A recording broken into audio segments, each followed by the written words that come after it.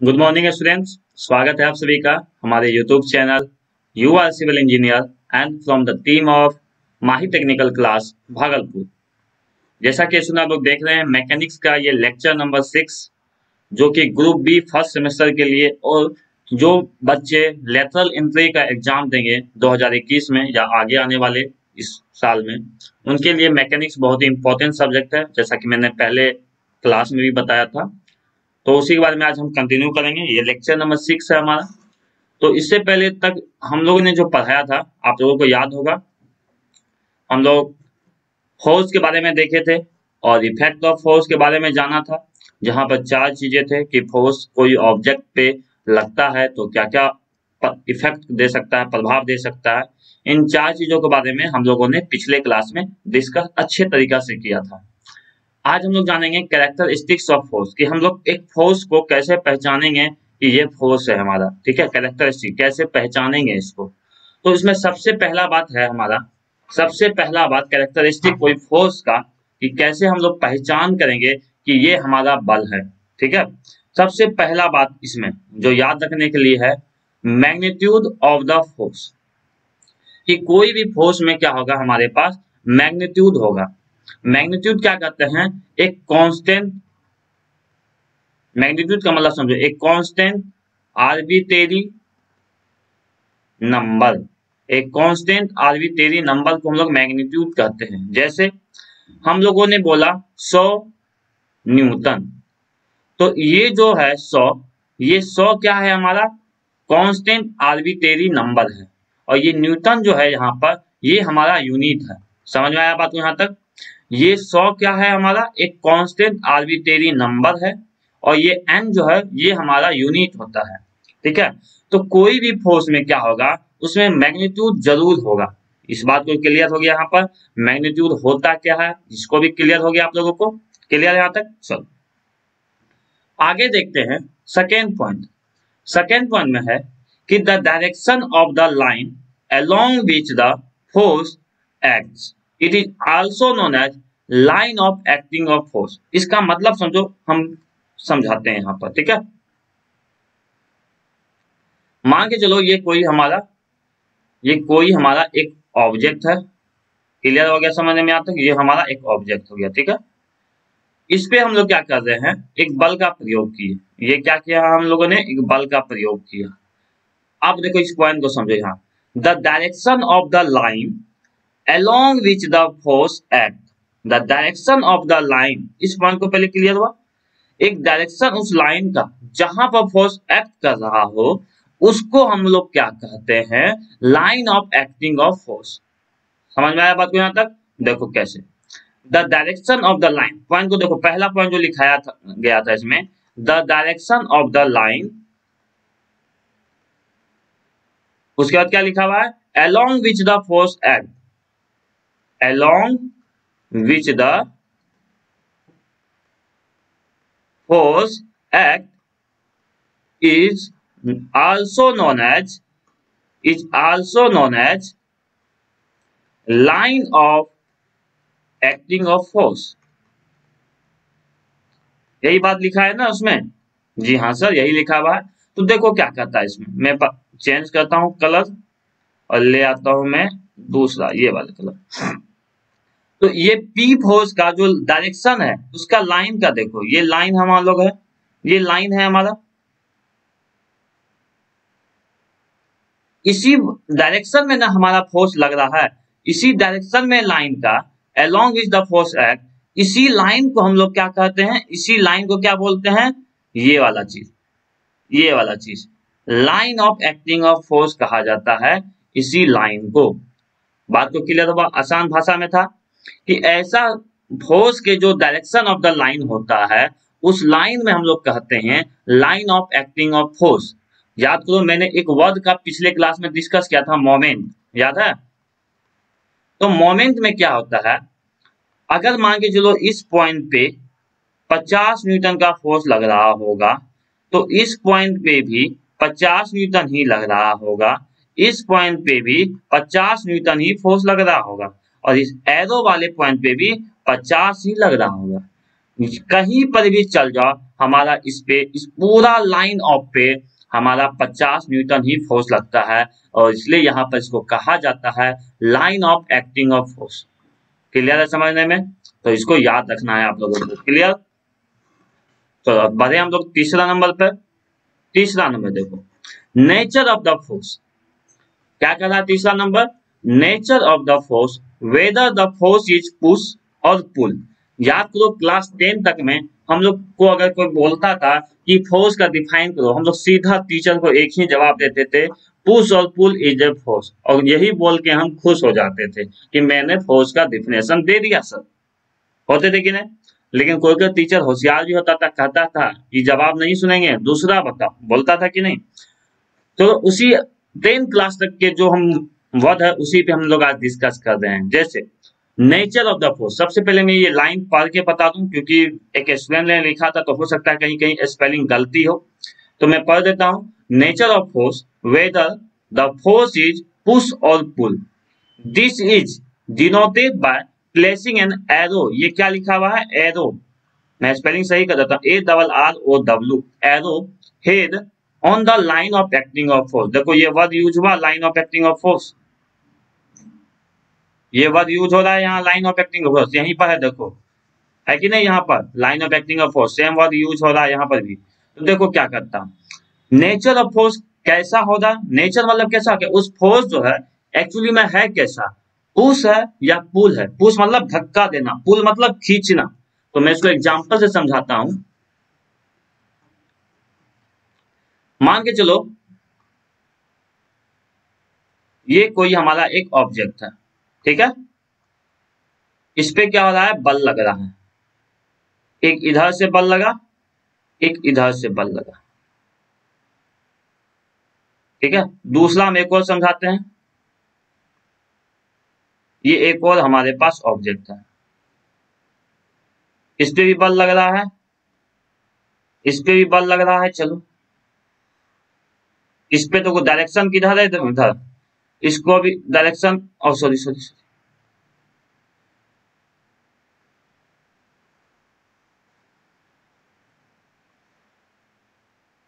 हम नाम दे देते हैं दोनों को अलग अलग।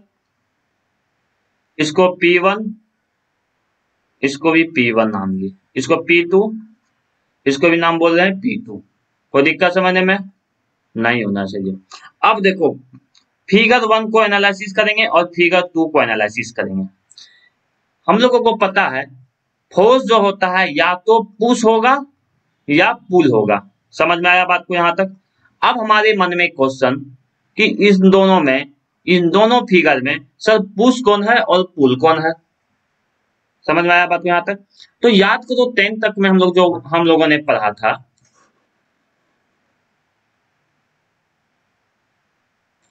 कि फोर्स जो होता है पुश और पुल होता है, और पुश मतलब क्या होता है? धक्का देना, पुल मतलब खींचना।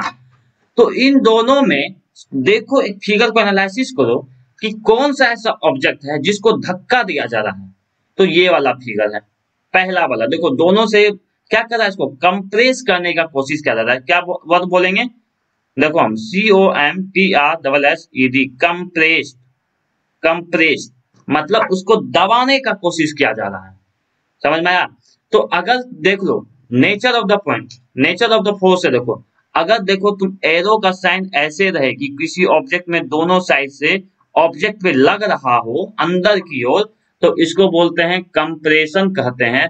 या आप लोग सीधा इसको क्या बोलोगे? पहले अभी के सिंपल लैंग्वेज में पुश है ये। इसका दूसरा नाम हम लोग कंप्रेशन फोर्स भी कहते हैं, ठीक है? Tensile and compression force. समझ में आया बात को यहाँ तक? दूसरा चीज देखो P2 में, इसमें देखो खींचा जा रहा है बाहर की ओर, दोनों बल से क्या कर रहे हैं इसको? जैसे कि बहुत बच्चे को देखते होंगे, बच्चे परेशान हो जाते हैं, उसका गाल को क्या कहता था? तीर दिया जाता है। तो दोनों को जब गाल को तीरता है, ठीक है, से मैं समझाता हूँ। आप लोग देखो जब गाल को ऐसे तीरा जाता है तो पीछे की ओर खींचते ना, दोनों हाथ से बाहर की ओर, ठीक है? तो ठीक उसी प्रकार से देखो यहाँ पर इसमें हम क्या कर रहे हैं? P2 में दोनों साइड से हम बाहर की ओर खींच रहे हैं कि नहीं? एरो का साइन देखो, एरो का साइन देखो, दोनों में एरो का ही साइन से आपको अंतर पता चल जाएगा। दोनों अगर देखो तो ऑब्जेक्ट को हम बाहर की ओर दोनों साइड से खींच रहे हैं, तो इसी को बोलते हैं पुल, खींचना। समझ में आया बात को? और इसको इंजीनियर लैंग्वेज में बोलते हैं टेंसाइल फोर्स। कैसा नाम बोलेंगे? टेंसाइल फोर्स, इंजीनियर लैंग्वेज में। और पहला वाले जो पुश है इसको इंजीनियर लैंग्वेज में क्या बोलेंगे? कंप्रेशन या कंप्रेसिव। एक और नाम क्या है इसका? कंप्रेसिव। सब लिख लेना कॉपी में, बहुत सब चीज नहीं लिखा हुआ है तो इसको भी लिखते चलना अब, ठीक है? जो भी मैं आप क्लास में कराते चलूं उसको आप लोग लिखते भी चलो, क्योंकि देखो एज ए टीचर बहुत सारे ऐसे चीज हैं जो मैं बोर्ड पे पढ़ाता हूँ, उसी समय में बताते जाता हूँ। तो हो सकते हैं कि कुछ कुछ टॉपिक लिखने वक्त नहीं पता चले, तो आप लोग क्या करो, जब भी मैं पढ़ाते जाऊं तो आप एक कॉपी कलम लेके भी बैठो मैकेनिक्स का, और उसमें भी लिखते चलो। इससे क्या होगा, आपको बहुत अच्छे से समझ में आएगा, ठीक है? और मजा भी आएगा पढ़ने में। मैं भी जब पढ़ाई करता था तो बहुत सी भी चीजों को देखता था, सोचता था बाद में लिख लूंगा, तो नहीं, अगर आप पढ़ते पढ़ते जब लिखोगे ना तो खुद में मजा आएगा पढ़ने में, ठीक है? तो इसको लिखना भी। तो मैंने क्या बताया, पहला नंबर जो था मेरा पुश था, जिसको कि हम लोग कंप्रेशन फोर्स के भी नाम से जानते हैं या कंप्रेसिव फोर्स से। और पहचानते कैसे हैं? एरो हेड से। क्या चीज से पहचाने? अगर हम किसी पुश को पहचाने तो पहचाने क्या चीज से? एरो हेड से, तीर का निशाने से नहीं पहचाने। तीर का निशान अगर बाहर की ओर हो तो क्या बोलेंगे? टेंसाइल फोर्स, पुल होगा। अंदर की ओर हो तो कंप्रेसिव फोर्स। तो देखो मैंने यहीं पर लिखा है, this is denoted by placing an arrow head. लिखा हुआ है एरो हेड, एरो मतलब तीर का निशान। क्लियर है समझने में? तो ये याद रखना बाबू आप लोग, ठीक है? तो हम बढ़े नंबर 4 की ओर। जी हाँ, चलो बढ़ते हैं आगे 4 की ओर। हाँ, तो नंबर 4 में क्या कहता है? The point eight which the force act on the body. कोई ना कोई पॉइंट पे हमारा फोर्स एक्ट कर रहा हो, कोई ना कोई पॉइंट पे ही। ऐसा नहीं कि ये हमारा बॉडी है हम यहाँ पर फोर्स लगा दें, ऐसा नहीं। इसी बॉडी पे कोई ना कोई पॉइंट पे आपको फोर्स लगाना है। समझ में आया बात को? किसी न किसी पॉइंट पे। तो देखो यहाँ से इस पॉइंट पे लग रहा है मेरा फोर्स, तो ये क्लियर है आपको। बस देखो ये एग्जाम में पूछा गया था। ये देखो line of action of force होता है, मैंने पहले भी बताया था, थोड़ा देर पहले भी। तो ये जो एग्जाम में पूछा जाता है कैरेक्टरिस्टिक्स ऑफ फोर्स और इफेक्ट ऑफ फोर्स के बारे में, ये जो इफेक्ट ऑफ फोर्स भी लिखा है, मैं जब एग्जाम दे रहा था आज से 4 साल 5 साल 6 साल पहले के डिप्लोमा का फर्स्ट सेम, तभी हमको ये पूछा गया था 4 मार्क्स में। कितने मार्क्स में आता है ये? 4 मार्क्स में। समझ में आया बात को? तो ये पूछ सकता है, तो आप लोग इसको अच्छे से समझो और अच्छे से लिखना इसको, ठीक है? एग्जाम में ये चारों पॉइंट लिखना पड़ेगा, तो इसलिए आपको समझ के दिमाग में रखना पड़ेगा। याद करने की कोशिश मत करो और समझने की कोशिश करो, ठीक है? अब यहाँ पर देखो, ये मैंने यही ना बताया कि कंप्रेसिव क्या होता है।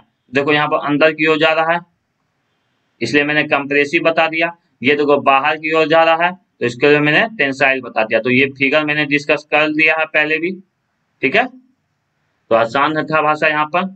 चल, ये जो सिस्टम, ये जो मैंने फिगर बताया है, ये इसको मैं 1-2 क्लास के बाद डिस्कस करूंगा, क्योंकि ये सब चीज भी आप लोगों को पढ़ना ही है, ठीक है? तो 1-2 क्लास के बाद मैं अच्छे से इसको डिस्कस करके फिर बताऊंगा, ठीक है? ओके, तो टेंशन नहीं लेना है। अब ये सबसे इम्पोर्टेंट क्वेश्चन, बहुत जब एग्जाम दे रहा था तो मैं बुक पढ़ के गया था, ठीक है? उस समय मेरे को ये पढ़ाया नहीं गया था, ठीक है? मतलब क्लास जब हुआ था तो सर ने सिस्टम ऑफ फोर्स को छोड़ दिया था, लेकिन मैंने बुक पढ़ा था। तो इस बुक में है भी, देखो मैं कहाँ पे है बुक में दिखाता हूँ। देखो है सिस्टम ऑफ फोर्स, है कि नहीं? तो उसी तरह मैं जब बुक पढ़ के गया था तो मुझे याद था ये क्वेश्चन, और एग्जाम में ये 6 मार्क्स में मेरे को पूछा गया था। तो समझो कितनी आसानी से मैं 6 मार्क्स ले आया। इतना आसान लगेगा ये पढ़ाने में भी, ठीक है? तो इसलिए आप लोग क्या करना, अच्छे से इसको पढ़ना, अभी जो मैं पढ़ाऊंगा। ओके, चलो। तो सिस्टम ऑफ फोर्स में हमारा जो पहला है, सिस्टम ऑफ फोर्स में जो पहला लिखा हुआ है कोप्लेनर फोर्स। तो कोप्लेनर, तो समझो बात को यहां से, को मतलब होता है साथ, ठीक है, या एक साथ। और प्लेन मतलब तो जानता ही है सरफेस, प्लेन मतलब सरफेस को। तो देखो यहां से एग्जाम्पल में समझो बात को। मान के चलो तुम्हारे पास कोई एक किताब है, बुक है। हमने क्या बोला? ये मेरा चलो बुक है, ध्यान दे रहा है, नीचे दिखाई दे रहा होगा। इस बुक पे मान के चलो बहुत सारा फोर्स लग रहा है, ये देखो ऊपर में लग रहा है फोर्स, ये भी कहाँ लग रहा है, ऊपर में लग रहा है फोर्स, ये भी इसी बुक पे लग रहा है। कोई बुक देखे हो कि नहीं, मान के चलो बुक के ऊपर में लग रहा है, ये क्या है, टॉप व्यू है मेरा, ये कैसा व्यू है, टॉप व्यू है। कोई बुक को आप ऊपर से देखोगे, मान के चलो ये आर.एस. खुरमी का जो बुक होता है, ठीक है, ये बुक ऊपर का सीन है कि नहीं, तो इसी बुक पे यहाँ पर चलो फोर्स लग रहा है, ऐसे ऐसे फोर्स लग रहा है कहीं पर भी, ठीक है, ऊपर से लग रहा है, ठीक है, याद रखना बात को।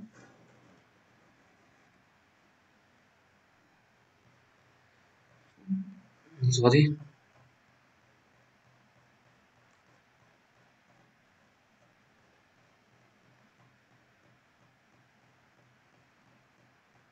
वन सेकेंड, आ रहे हैं आप ही के क्लास चैप्टर पे, आ गए, चलो।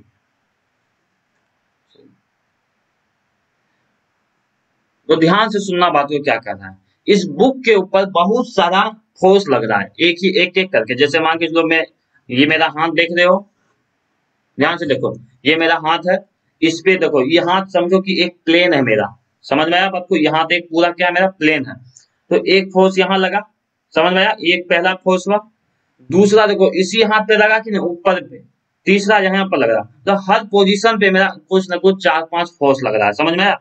मैंने कभी बोला कि नीचे लग रहा है, ऐसा नहीं ना बोला, सब क्या मैंने बोला, ऊपर में लग रहा है। क्लियर है बात कर समझने में, मतलब क्या हुआ, ये ऊपर जो है एक प्लेन हो गया हमारा, तो क्या कहता है हमारा कोप्लेनर फोर्स, मैं यहीं से पढ़ाता हूं direct, the force whose line of action lie on the same plane are known as coplanar force। मतलब कोई ऐसा फोर्स जिसका लाइन ऑफ एक्शन जो है, line of action of force मैंने बताया था ना अभी, ये वाला, ये देखो यहां लगा, एक ही प्लेन पे है कि नहीं, समझ में आया बात को। तो अगर मेरा सभी फोर्स का प्लेन जो है, मतलब सभी फोर्स का लाइन ऑफ एक्शन एक ही प्लेन पे हो, मान के जो ये फोर्स हम लगा रहे हैं, इसका लाइन ऑफ एक्शन क्या होगा, एक ही प्लेन पे होगा कि नहीं, हम इधर से लगाएं तो लाइन ऑफ एक्शन एक ही प्लेन पे है कि नहीं, समझ में आया बात को, यहां से लगाओ इस पे, तो लाइन ऑफ एक्शन एक ही प्लेन से जा रहा है।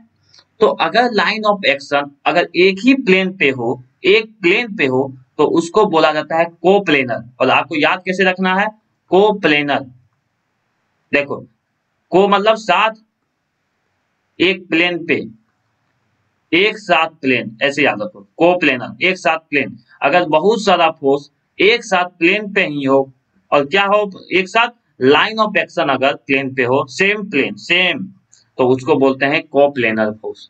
क्लियर बात समझने में, तो ये याद रखना है बाबू, ठीक है, पूछा जाता है एग्जाम में, मैंने भी बताया कि 6 मार्क्स में आया था क्वेश्चन, तो आप लोग इसको याद रखना, तो 10 मार्क्स का देखो यहीं से पूछ दिया था क्वेश्चन, तो आसानी से हम पास कर गए थे, ठीक है।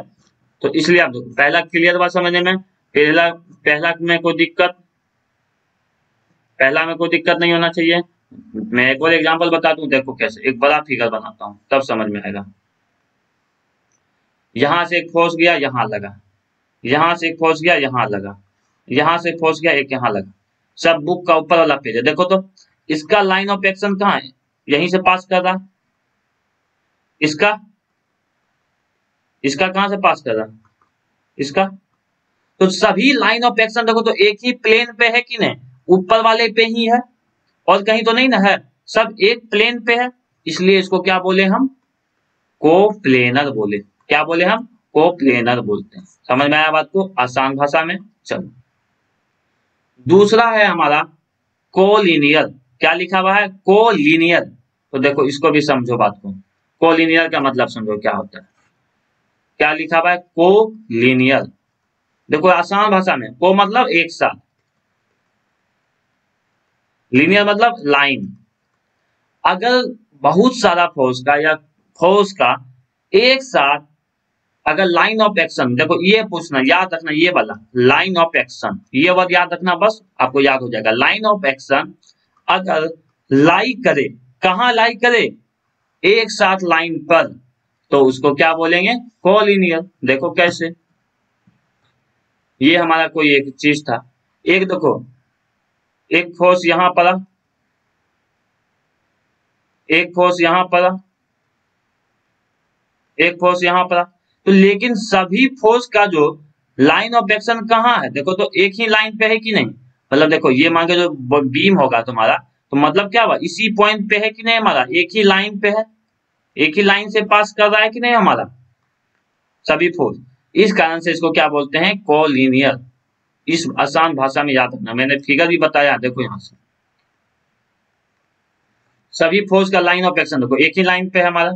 अगर हम इसको देखेंगे यहाँ से फिगर से एनालिसिस करेंगे इसको इस तरीका से, चलो इस तरीका से कि एक फोर्स जो है यहाँ से हम फोर्स लगाना शुरू किए, यहाँ पर लगा 50 न्यूटन, फिर यहाँ लग रहा 60 न्यूटन, यहाँ लग रहा 70 न्यूटन, यहाँ मानो 10 न्यूटन। सभी का लाइन ऑफ एक्शन देखो कहाँ होगा, सभी का लाइन ऑफ एक्शन इसी पॉइंट से पास करेगा, सीधा रहेगा, स्ट्रेट रहेगा। तो अगर सभी फोर्स का लाइन ऑफ एक्शन अगर एक ही लाइन पे हो तो उसको हम लोग क्या बोलते हैं, कोलिनियर के नाम से जानते हैं। तो देखो आसान था, यहाँ से क्या लिखा हुआ है, the forces whose line of action lie on the same line. पहला और दूसरा पॉइंट का जो डिफिनेशन में देखो सिर्फ यहाँ प्लेन लिखा हुआ था और यहाँ सिर्फ लाइन लिखा हुआ है, इतना ही अंतर है और हमारा डिफिनेशन बन गया। तो आसान था कि नहीं बात को। और मैं ये बताना भूल गया, सिस्टम ऑफ फोर्स किसको कहते हैं, तो इसके बारे में भी सुन लो। सिस्टम ऑफ फोर्स किसको कहते हैं,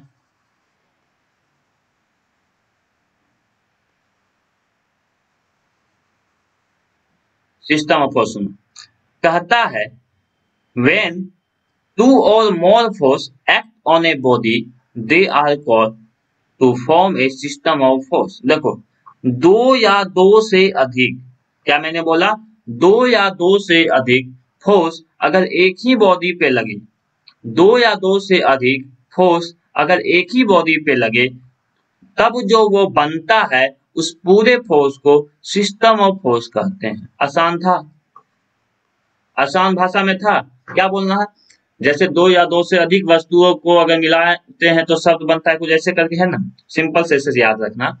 दो या दो से अधिक फोर्स अगर एक ही बॉडी पे लगे तब जो फॉर्म होता है उसी फॉर्म को हम लोग सिस्टम ऑफ फोर्स के नाम से जानते हैं। तो कोई के लिए दिक्कत नहीं होना चाहिए यहाँ तक आसान भाषा में। चलो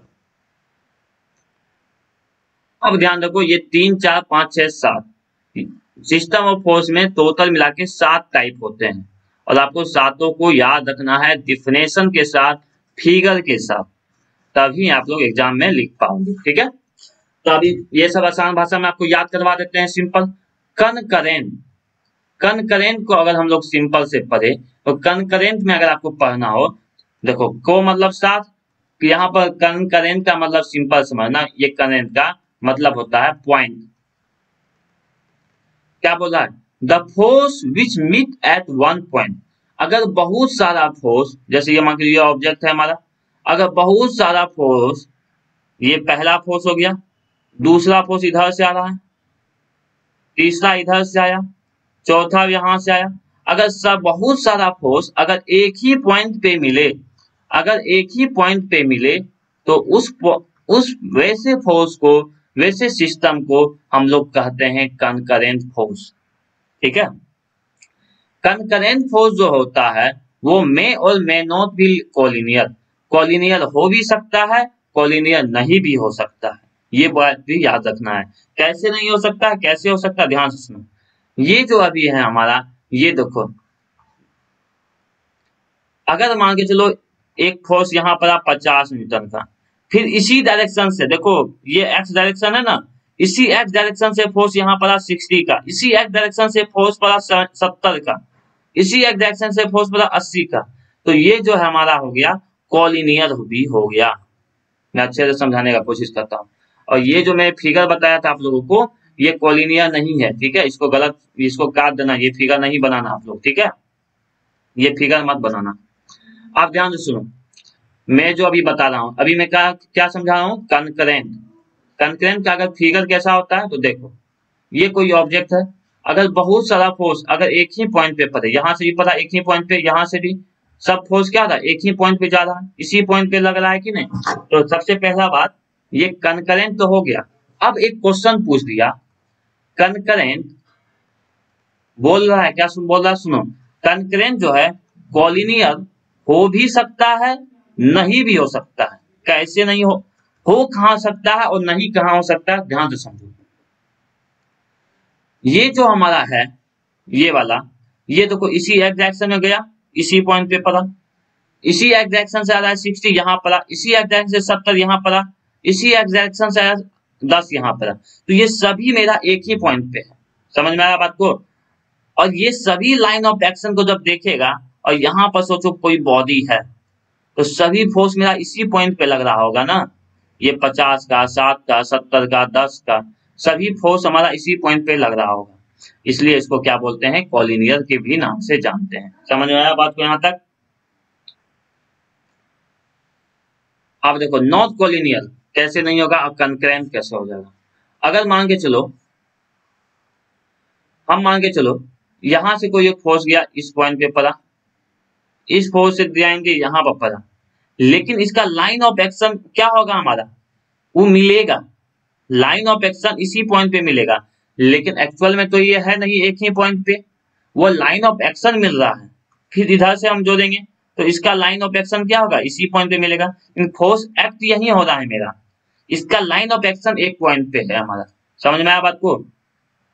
अगर लाइन ऑफ एक्शन अगर एक ही पॉइंट पे रहे, अगर एक ही पॉइंट पे मिले, तब उसको हम लोग क्या बोलते हैं, कंकरेंट। तो बहुत सारे इसमें डिफिनेशन भी होते हैं, टर्म भी होते हैं, बहुत सारे को देखो यहाँ पर आप कंफ्यूज भी करोगे कि सर कैसे कंकरेंट हुआ, कॉलिनियर कैसे नहीं हुआ।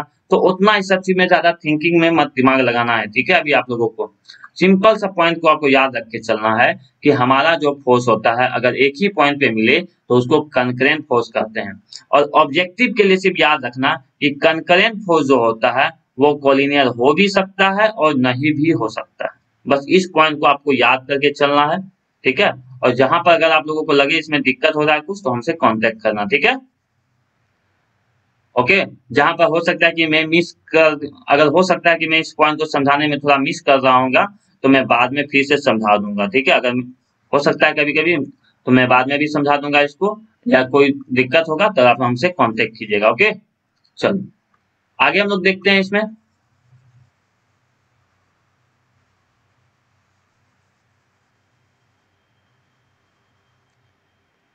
कोप्लेनर कनकरेंट फोर्स, इसका मतलब सिंपल समझो। कोप्लेनर का मतलब क्या कहते हैं, एक ही प्लेन पे, और कनकरेंट का मतलब क्या था, एक ही पॉइंट पे। तो सिंपल सा देखो, the force which meet at one point, जो वन पॉइंट पे होता है उसको कनकरेंट कहते हैं, ऊपर में भी पढ़ा है अभी। और their line of action lie on the same plane, अगर वो एक ही लाइन पे एक्शन ऑफ सेम प्लेन पे हो तो उसको कोप्लेनर कनकरेंट फोर्स कहेंगे। आसान भाषा में था, क्या मैंने बोला, देखो आसान भाषा में ऐसे याद रखना, कोप्लेनर अगर लाइन ऑफ एक्शन एक प्लेन पे हो, कनकरेंट अगर फोर्स अगर एक ही जगह मिले तो दोनों को क्या कहेंगे हम लोग, कोप्लेनर कनकरेंट फोर्स। समझ में आया बात को, आसान भाषा में याद रखना है। आप देखो, आप ही लोग बताओ इसका डिफिनेशन क्या होगा, कोप्लेनर नॉन कनकरेंट फोर्स का डिफिनेशन क्या होगा। कोप्लेनर, एक प्लेन पे तो फोर्स लगेगा ही, लाइन ऑफ एक्शन जो है एक प्लेन पे होगा, लेकिन वो एक पॉइंट पे अगर नहीं मिलेगा, एक पॉइंट पे अगर मीट नहीं कर रहा हो तो उसको नॉन कनकरेंट फोर्स कहेंगे, ठीक है। नाम से याद रहेगा ना बात को। कोप्लेनर मतलब हो गया कि लाइन ऑफ एक्शन एक प्लेन पे हो। देखो ध्यान से देखो, यहाँ से जब भी हम कोप्लेनर का बात कर रहे हैं तो हम एक वर्ड का यूज कर रहे हैं, लाइन ऑफ एक्शन, इस बात को ध्यान रखना। और इसको अगर आप समझ गए हो तो जो मैं थर्ड नंबर में समझाया था कनकरेंट में, तो वो भी समझ जाओगे, ठीक है। जहां दिक्कत हो फिर पूछना आप लोग। तो कोप्लेनर मतलब हो गया कि लाइन ऑफ एक्शन एक प्लेन पे, नॉन कनकरेंट का मतलब क्या हो गया यहाँ पर कि एक पॉइंट पे नहीं मिल रहा हो, डू नॉट मीट, देखो यहाँ लिख दिया do not meet at one point, उसको कोप्लेनर नॉन कनकरेंट फोर्स के नाम से जानेंगे। लेकिन वही बात अगर 6 नंबर का होगा तो देखो क्या बोला, नॉन कोप्लेनर, तो मतलब क्या हो गया, एक प्लेन लाइन ऑफ एक्शन एक प्लेन पे नहीं होगा, लेकिन कनकरेंट बोल दिया तो मतलब वो एक पॉइंट पे मिल रहा होगा। समझ में आया बात को यहाँ तक। नॉन कोप्लेनर मतलब line of action do not lie on the same plane but the force which meet at one point is called non coplanar. Non coplanar नाम से भी पता चल रहा है, कनकरेंट फोर्स। दूसरा लास्ट देखो, लास्ट वन है हमारा 7 number, non coplanar non concurrent force, मतलब क्या हुआ, ना ही मेरा लाइन ऑफ एक्शन का जो फोर्स है वो लाइन ऑफ एक्शन जो है एक प्लेन पे भी नहीं होगा और ना ही एक पॉइंट पे अगर मिलेगा तो उसको बोलेंगे non coplanar non coplanar non coplanar non current force. ठीक है, सॉरी हो जाता है कभी कभी बोलने में दिक्कत। आई थिंक आप लोगों को मेरा लैंग्वेज थोड़ा समझ में आ रहा हो, धीरे धीरे आदत लग जाएगा। आप जो भगवान गॉड गिफ्ट है तो क्या कर सकते हैं। ठीक है, तो धीरे धीरे आदत लगाओ आप लोग, और इसमें जहां पर भी दिक्कत हो हमसे कांटेक्ट करो आप लोग, नंबर दिया हुआ है आप सभी के पास 9128551783। ठीक है, कोई भी दिक्कत हो पहले व्हाट्सएप पे मैसेज करो, क्योंकि हो सकता है कि हम क्लास ले रहे हो तो पता नहीं चलता है किनका किनका कॉल आया। ठीक है, तो व्हाट्सएप पे मैसेज करके अपना क्वेश्चन अराइज कर सकते हो। ठीक है, और इसको आसानी से पढ़ना, ठीक है, और याद करने की कोशिश करना, दिमाग में घुसाने की कोशिश करना। अब सबसे पहले आप लोग क्या करो, इसके नाम को याद करो, डिफिनेशन याद करने की कोशिश नहीं करो, इसका नाम याद करने की कोशिश करो कि कोप्लेनर, कॉलिनियर, तीसरा क्या हो गया कंकरेंट, फिर क्या हो गया coplanar concurrent, coplanar non concurrent, non coplanar concurrent, non coplanar non concurrent. तो अगर इसका नाम याद रख लोगे तो काफी रहेगा आपको। ठीक है, उसके बाद तो डिफिनेशन आप बना भी सकते हो मेरे ख्याल से आसानी से। ओके, अब याद करो कि मैंने बोला था पिछले क्लास में पार्टिकल क्या होता है इसके बारे में। पार्टिकल आप लोगों के सिलेबस में है भी, देखना जाएगा कि आप कि पार्टिकल को, तो पार्टिकल में भी डिफाइंड एज एक बॉडी का वैसा पार्टिकल में भी defined as a body of infinitely small volume and in consider to be concentrated point। एक एटम सुना है ना, एटम का नाम, एक एटम क्या है, एक पार्टिकल ही है जिसका कि वॉल्यूम बहुत ही कम होता है, बहुत ही ज्यादा कम, और उसको माना जाता है कि वो एक पॉइंट के जैसा है। समझ में आया बात को। एक कोई भी मान लो ये पेन है, इसमें बहुत सारा पार्टिकल से मिलके बना हो, तो एक पार्टिकल जो होता है ना एक बॉडी का ही हिस्सा होता है, पहले तो ये क्लियर हो जाए, जिसका कि वॉल्यूम जो होता है बहुत ही कम होता है, और उसको माना जाता है कि वो एक ही पॉइंट पे कंसंट्रेट हो, वो वॉल्यूम एक ही, उसका पूरा वॉल्यूम जो है एक ही जगह कंसंट्रेट होता है। ठीक है, ये तो याद रखना। दूसरा रिजिड बॉडी में पढ़ा भी चुका हूं, जिसका कि अपना शेप और साइज में वो रहता है, ये कभी भी एक्सटर्नल फोर्स लगा लो फिर भी वो अपना शेप और साइज को चेंज नहीं करता है, तो ये मैं पढ़ा चुका हूँ। तो आई थिंक आप लोगों को यहाँ तक क्लियर हो गया का। एक चीज इसमें बचा है आप लोगों के लिए जो मैं आगे पढ़ाऊंगा, प्रिंसिपल ऑफ ट्रांसबिलिटी ऑफ फोर्स। ठीक है, ये मैं 2 लाइन में इसलिए नहीं पढ़ाऊंगा क्योंकि ये बहुत ही इंपॉर्टेंट रहता है, कभी 4 मार्क्स में पूछता है, कभी 6 मार्क्स में, तो इसके लिए आपको अलग से क्लास दूंगा आपको। ठीक है, नेक्स्ट क्लास जो होगा हम लोग वहाँ रिजल्टेंट फोर्स के बारे में भी जाएंगे, और आप लोग आप कैलकुलेटर खरीद लो क्योंकि बहुत ही इंपॉर्टेंट फॉर्मूला आने वाले हैं आगे, आपको देख सकते हैं आपको आप क्वेश्चन आज शुरू हो जाएगा। ठीक है, ओके, मिलते हैं नेक्स्ट क्लास में, तब तक के लिए थैंक यू। जो बच्चे अभी तक एडमिशन नहीं लिए हैं वो जल्दी से एडमिशन ले ले, या मेरे से कांटेक्ट कर ले या माही सर से कांटेक्ट करके जल्द से जल्द एडमिशन ले ले, क्योंकि अभी आपका जो ऑफलाइन क्लासेस शुरू नहीं होने वाला है फिलहाल, जैसा कोरोना वायरस का देख रहे हैं, तो आप लोग जल्दी से जल्दी एडमिशन ले ले। दूसरी बात कहेंगे कि बीसीएससी एलई वाले जो लेटरल एंट्री के बच्चे हैं उनका मैकेनिक्स का वीडियो डेली आएगा। ठीक है, तो वो भी परचेज कर सकते हैं, 500 रुपया फी है उनका। ठीक है, तो आप लोग जल्दी जल्दी परचेज कर ले। Thank you.